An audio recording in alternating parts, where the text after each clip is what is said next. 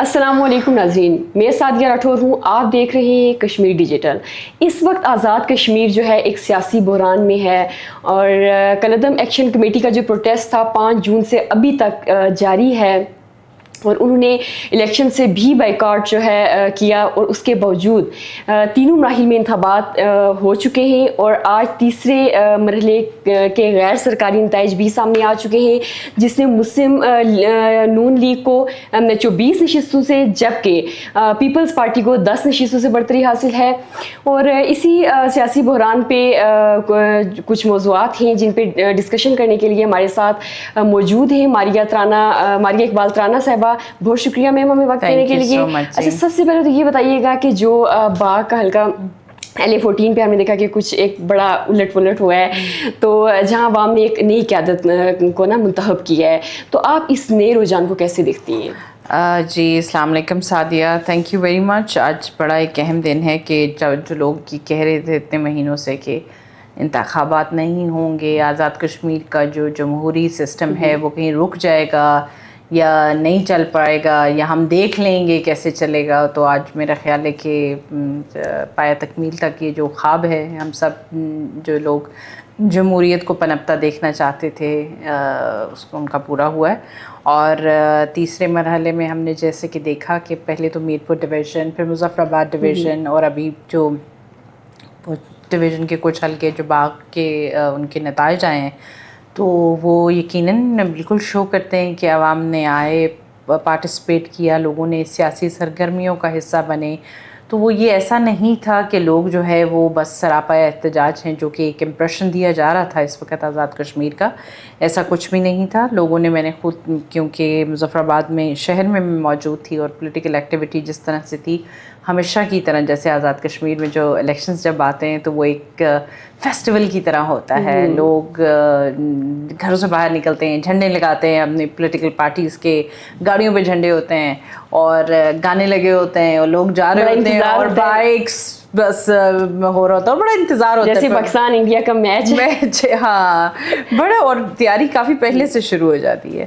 تو جب میں مظفر آباد بھی تھی تو بڑا مجھے اچھا لگ رہا تھا، جیسے لگ رہا تھا کہ وہ جو ہمیشہ سے ہم دیکھتے ہیں نا کہ یہ جو 5 سالوں کے بعد الیکشنز آتے ہیں جو اس میں گہما گہمی ہوتی ہے، تو باغ میں بھی بالکل لوگوں نے ویسے ہی پارٹیسپیٹ کیا اور بہت اچھا تھا. اور جو نئے لوگ بھی سامنے آئے ہیں ان کے لیے بھی مبارکباد ہے. آئی ایم شیور کہ they will make a difference to this کیا کہتے ہیں سسٹم، پولیٹیکل سسٹم. اور اپنی اپنی کاوشیں میرے خیال ہے کہ سب کو دینی چاہیے، کوشش کرنی چاہیے، سب کو موقع بھی ملنا چاہیے، سب کو کوشش کرنی چاہیے کہ اگر تو نئے چہرے سامنے آئے ہیں تو نئے چہروں نے جو ہے اپنا رول کیسے پلے کرنا ہے. صحیح. اچھا، مظفر آباد میں آپ نے ڈور ٹو ڈور جو ہے کمپین بھی کی ہے اور اس کے باوجود ہم نے دیکھا ہے کہ لوگوں نے بیرسٹر افتخار گیلانی کو ان کو کیوں نہیں کامیاب ہونے دیا؟ کیا وجہ تھی؟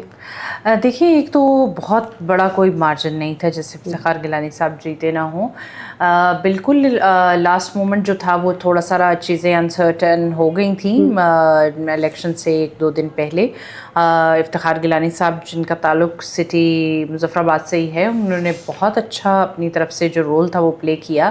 اور مجھے یاد ہے کہ مظفر آباد میں 5 جون تک میں موجود تھی جب تک یہ سارا ہماری پولیٹیکل ایکٹیویٹی جاری تھی اور بہت پرجوش تھا اس وقت تک. تو وہ بیچ میں تھوڑا سارا جو ٹائم اس طرح کا آیا جس میں لاک ڈاؤن اور یہ ساری چیزیں ہوئیں اور سسٹم کو تھوڑا سارا جو تھا وہ شٹ ڈاؤن کرنے کی کوشش کی گئی.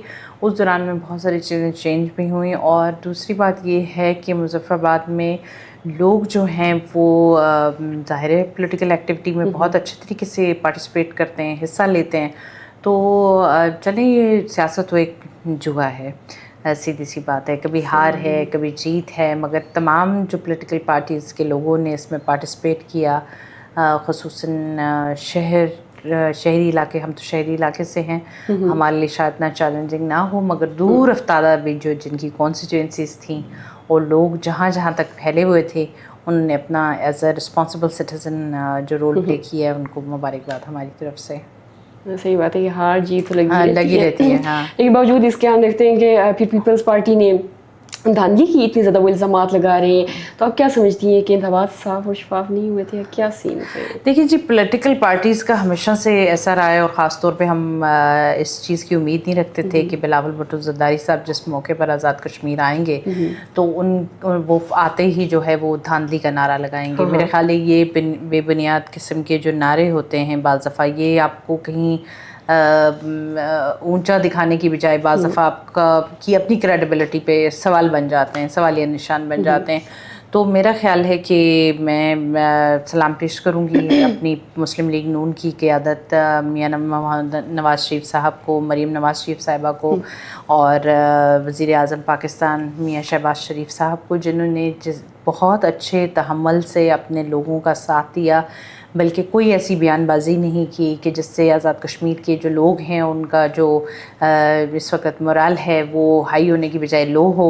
तो बात यही है कि जब रियासत में किसी भी किस्म की कोई बेचैनी है, इंतशार पसंदी है, तो लीडर का काम जो है वो उसी वक्त नज़र आता है क्योंकि वो कौम को जोड़ के रखना चाहता है। उस वक्त फिर सियासी पार्टियों की टोपियां थोड़ी देर के लिए आपको उतारनी होती हैं और तमाम लोगों को आपको एक ही जो है ना वो मैग्नीफाइंग ग्लास से देखना होता है कि भाई ये सब मेरे हैं।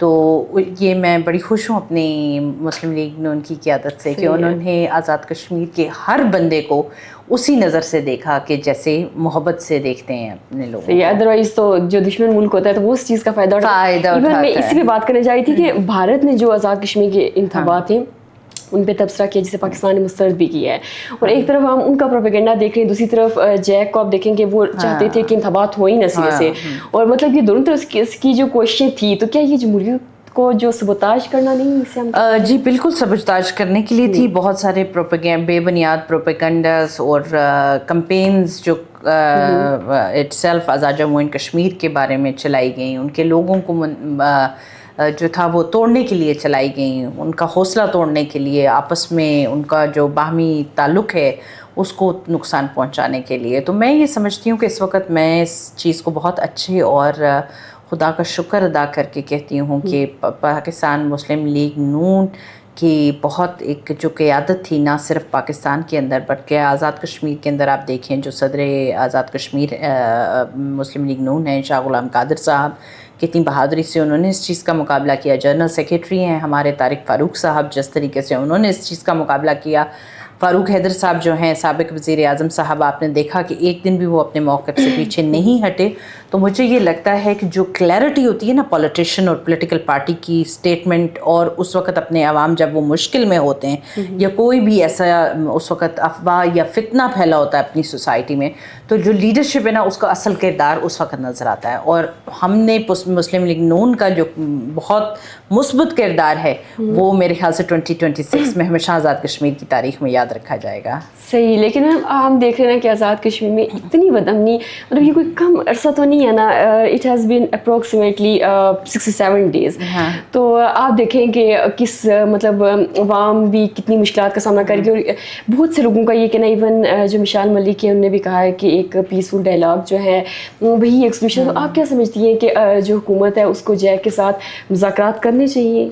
जी देखिए, अभी तो जो नई हुकूमत आई है वो अपना लाएमल करेगा, जो भी तयन करेंगे वो बनाएंगे इस चीज़ को, पॉलिसी को मद्देनज़र रखेंगे कि कहाँ तक आवाम की उसमें रिलीफ होती है और कहाँ तक जो लोग थे वो इस बेबुनियाद फितना का जो हिस्सा थे उनके लिए क्या किया जाता है। तो मेरा ख्याल है कि मैं अभी भी अपने आज़ाद कश्मीर के जो मासूम लोग हैं इस प्रोग्राम के तवज्जुह से उनसे गुजारिश करूँगी कि हमेशा से कानून के दायरे में रहकर जो भी एक्टिविटी करनी है वो आप करें, क्योंकि आपको वक्त नहीं है सोशल मीडिया पे इवन के किसी भी किस्म के इंतशारी कंटेंट की या कोई मिस इन्फॉर्मेशन देने की भी अब लॉज बन चुके हुए हैं। और रियासत बड़ी स्ट्रांग होती है जब आप इस चीज़ को वे नहीं करते हैं एज अ रिस्पॉन्सिबल सिटीजन, तो उसके कॉन्सिक्वेंसेस होते हैं। तो हमेशा जिंदगी में कुछ भी करते हुए, स्पेशली मैं अपने नौजवानों से दरख्वास्त करूंगी कि कुछ भी ऐसा करते हुए हमेशा जो रियासती कानून हैं उनको मद्देनजर रखते हुए उसके दायरे में रहकर जो भी एक्टिविटी है वो करें। صحیح. تو میں آپ سے آخری سوال, آپ نے ریسنٹلی بولا تھا کہ جو کشمیر کے پہاڑوں پر رات کو جو روشنیاں نظر آتی ہیں وہ ستارے نہیں بلکہ بجلی کی روشنی ہے, تو ایک آپ کا اس بات سے کیا ہوتا تھا, کیا آپ نے اس کو ترقی سے تشبیہ دی ہے؟ ہاں جی بالکل ایسا ہی ہے. اگر آپ کہیں پر بھی جائیں نا, آپ کو اس طرح سے نظر نہیں آتا. دنیا میں کتنی ایسی جگہ, میں آپ کو صرف یہ نہیں ہے کہ میں آزاد کشمیر کی آپ کو تشبیہ دے رہی ہوں, آپ دوسرے کشمیر میں بھی جائیے, آپ وہاں پر دیکھیے, وہاں پہ بھی حکومت نے لوگوں کے موومنٹ پہ, رہنے پہ بہت ساری پابندیاں ہیں کہ آپ اس دائرے کے اندر سے باہر نہیں نکل سکتے ہیں, گھر نہیں بنا سکتے ہیں, مویشی نہیں چرا سکتے ہیں, اور ہر جگہ جگہ پہ یہ نہیں ہے کہ چپے چپے پہ آپ اپنی مرضی سے پہنچ جائیں. تو آزاد کشمیر کی ترقی, بلکہ اس کے اوپر میں اپنے جو سننے والے ہیں ان کو یہ کہوں گی کہ آپ نے ہمارے رائزنگ سن کے چیف ایڈیٹر تھے جو مقبوضہ کشمیر سے شجاعت بخاری صاحب, ان نے 2014 میں جو تھا وہ ایک آرٹیکل لکھا تھا, اور وہ اسپیشلی آزاد کشمیر کی ترقی, اس کی خوبصورتی اور جس طرح سے لوگوں کو فیسیلیٹیٹ آزاد کشمیر کی گورنمنٹ نے کیا ہے اس کے بارے میں تھا. تو وہ انشاءاللہ نیکسٹ پروگرام میں اگر وہ میری نظر سے کہیں گزرتا ہے تو میں ضرور اپنے قارئین کو جو ہے وہ کہوں گی کہ وہ پڑھیں اس کو. Thank you. بہت شکریہ میم. ناظرین, یہ تھی مائیہ اقبال تانا صاحبہ کہ جن کے ساتھ ہم نے آزاد کشمیر کی جو ریسنٹ سچویشن ہے, آزاد کشمیر میں جو اس وقت کشیدگی چل رہی ہے اور جو سیاسی بحران ہے اس پہ ڈسکشن کی ہے. اگلے پروگرام تک کے لیے مجھے دیجیے اجازت. اللہ حافظ.